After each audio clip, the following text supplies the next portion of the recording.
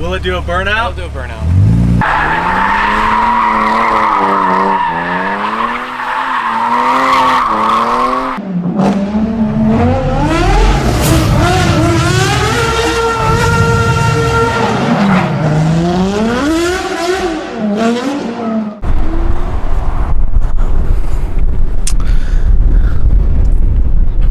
You can see we're out here at Red Rock National Park, and we're gonna do a little review on Buckner's E36. As you can see, if you guys didn't know, he drove this gray E36. It used to be red, but he got it wrapped recently, and hope you guys check out the video. And if you guys have comments on it, please like, comment, share. If you guys don't like it, please tell me what you didn't like about it, or if you have any comments about what you would like to see in the future, let me know and I'll try to make that happen.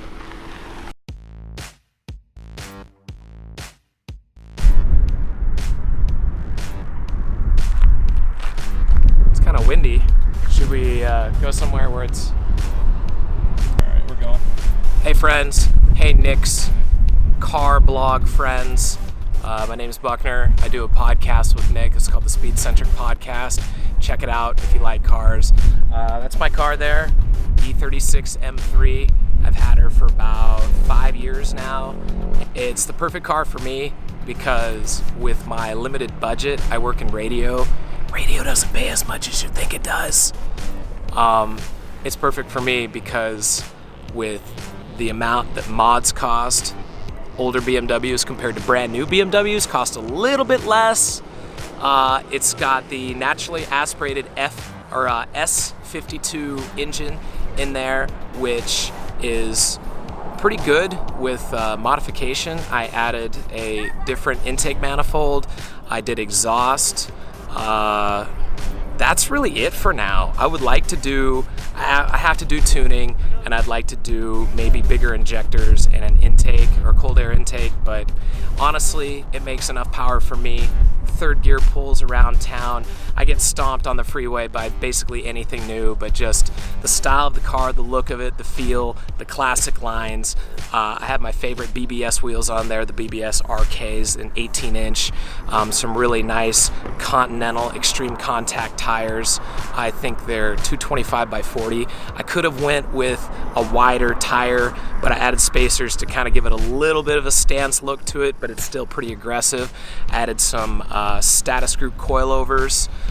Mike from Status Group in San Diego, California, so awesome to work with. Great value, awesome components. Did a short shift kit of a BMW Z3, just little stuff, but really the car itself, the spirit of it, it's a manual 5-speed. It's an older style BMW. It doesn't quite cost as much as like an E30 M3. And a lot of people say it's not like a true M3 because it doesn't have the true the E36s from Germany were different than the E36s that we got in the United States, but there's so many parts for it. It's been super reliable for me, and it's just a super fun car. There's faster cars, there's newer cars, but this is the right car for me. Also want to give a big shout out to my friend Skylar from Under Wraps in St. George, Utah. The car was originally Hell Rot Red, which you'll probably see when you open up the doors. He still left the doors red, which gives a really cool contrast to the little bit of red highlights I have on the car. But we decided to do something like a Nardo gray. It's just a little bit darker, but he had the same color on his car and it came out looking so fresh. I want to do it on my car, so it looks awesome. Skylar, you did an awesome job, thank you. Under Wraps, look them up on Instagram in St. George if you ever want to get your car wrapped. Okay, so the craziest thing about these cars, I bought this thing from my friend Ross, Sturgis, South Dakota, same place they do the big Sturgis motorcycle rally. The car had 170,000 miles, okay? Kind of terrifying to buy a car with that many miles. I had a Lexus IS 300 at the time that had like 40,000 miles. It was beautiful, but I'd always wanted one of these cars, and he was a really good friend. He is a really good friend, and he did all the maintenance on the cars. You really have to keep the upkeep on the maintenance for the BMWs. cooling, the suspension, the bushings, all these things were addressed. But the mileage, oh my gosh, it was freaking me out. But the car ran tight like a drum, and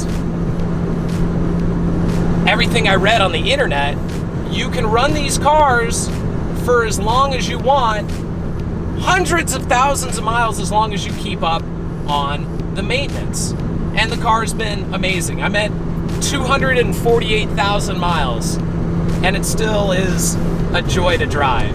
At some point, I mean, it's paid for, it's not costing me any money. At some point, I'll probably do a motor swap, another S52, make sure all the driveline is freshened up and everything. Considering maybe a supercharger, but nothing too crazy, just for a little bit more torque. It's a fast car as it is, but it'd be nice to have a little bit more oomph to it. But, I mean, blew my mind. Being this high a mileage, and the car still has plenty of guts, plenty of life, tons of fun to drive, and still rolling strong. I don't know if there's a lot of other cars that are out there that you could say the same thing. You're not seeing a Ford Taurus on the road with this many miles that you're still ripping around in. So I want to thank Scott over at Renown, Scott and Max. We had Max on our podcast, on the Speed Centric podcast. The steering wheel, it changed it for me. It's just a tad bit smaller than the stock one, but just the look with the M stripes and the Motorsports horn, if my horn actually worked, it's just great. And the community for the car community too, that's just so many friends made just from talking shop with cars, or nights spent in the garage having beers and working on your car, helping out your friends with their cars. It's been such a blast. I mean, it's more than just an automobile from point A to point B. I mean, it's a lifestyle, it's a culture, it's friendships, it's small businesses being made, like my friend Nick with Formula Autohaus. Thank you for the video. It's a joy, and I wouldn't want it any other way.